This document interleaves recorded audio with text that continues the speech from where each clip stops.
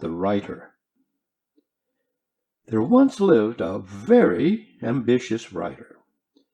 When he was abused, it seemed to him that he was abused too much and unjustly. When he was praised, he thought that they neither praised him enough nor wisely. He lived in a state of perpetual discontent until the time came for him to die. The writer lay down on his bed and began grumbling. "That's just how it is. What do you think of it? 2 novels are not yet finished, and altogether I have enough material for 10 years. The devil take this law of nature, and every other law. What nonsense! The novels might have turned out well. Why have they invented this idiotic compulsory service, as if things could not have been arranged differently? And it always comes at the wrong time. The novels are not finished yet." Well, he was angry, but disease was eating into his bones and whispering into his ears. "You trembled, eh? Why did you tremble? You don't sleep at night, eh? Why don't you sleep? You have drunk of sorrow, eh? And of joy, too." He kept knitting his brows, but realized at last that nothing could be done. With a wave of the arm, he dismissed the thought of his novels and died. It was so very disagreeable, but he died. So far, so good. They washed him, dressed him according to custom, combed his hair, and placed him on the table straight and stiff like a soldier, heels together, toes apart. He lay very still, his nose drooped, and the only feeling he had was surprise. "How strange it is that I feel nothing at all. It's the first time in my life. Ah, my wife is crying. Well, now you cry, but before, when anything went wrong, you flew into a rage. My little son is crying too. No doubt he will grow up a good-for-nothing fellow. The sons of writers, I have noticed, always do. No doubt that also is in accordance with some law of nature. What an infernal number of such laws there are."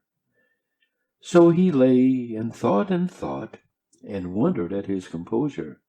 He was not accustomed to it. They started for the cemetery, but as he was being borne along, he suddenly felt there were not enough mourners. "No matter," he said to himself, "though I may not be a very great writer, literature must be respected."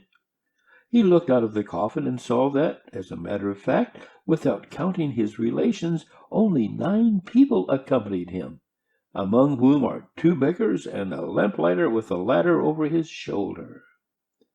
At this discovery he became quite indignant. What swine!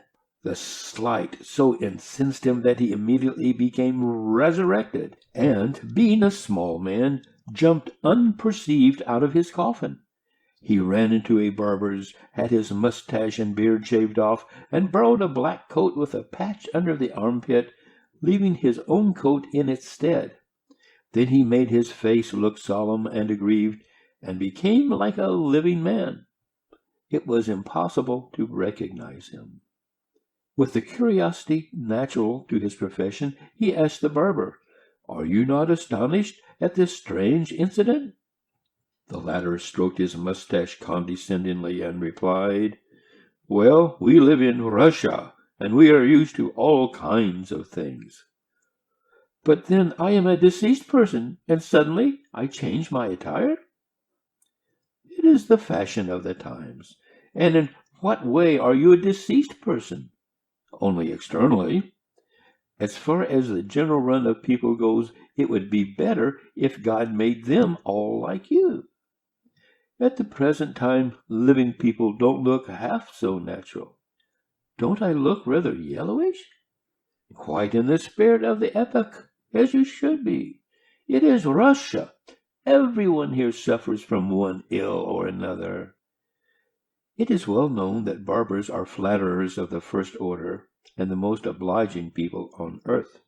He bade him good-bye, and ran to overtake the coffin, moved by a keen desire to show for the last time his reverence for literature.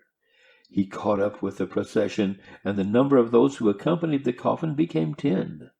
The respect for the writer increased correspondingly.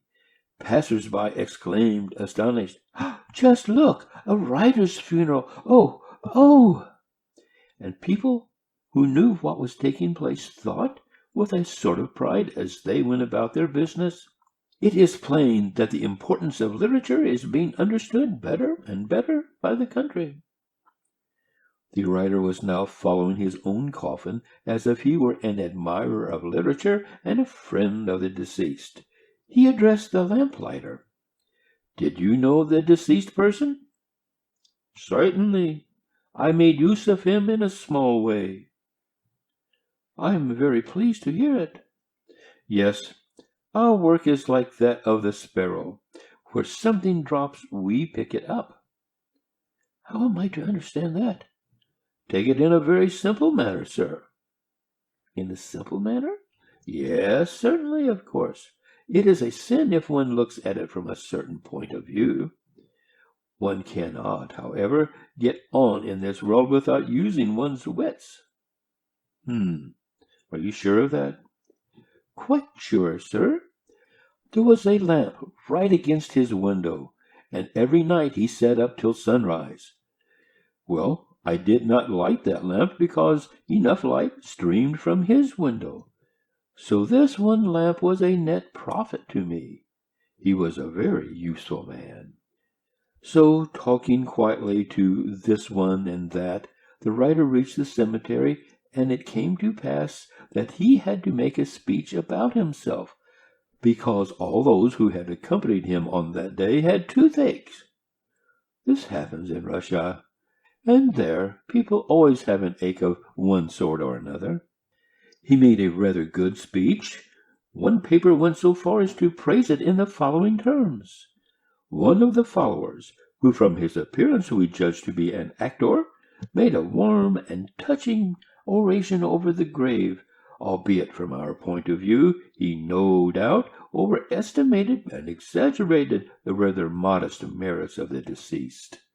He was a writer of the old school who made no effort to rid himself of its defects, the naive didactism, namely, and the over-insistence on the so-called civic duties, which to us nowadays have become so tiresome. Nevertheless, the speech was delivered with a feeling of unquestionable love for the written word. When the speech had been duly made, the writer lay down in the coffin and thought, quite satisfied with himself, "There, we are ready now. Everything has gone well and with dignity." At this point he became quite dead. Thus should one's calling be respected, even though it be literature. End of The Writer.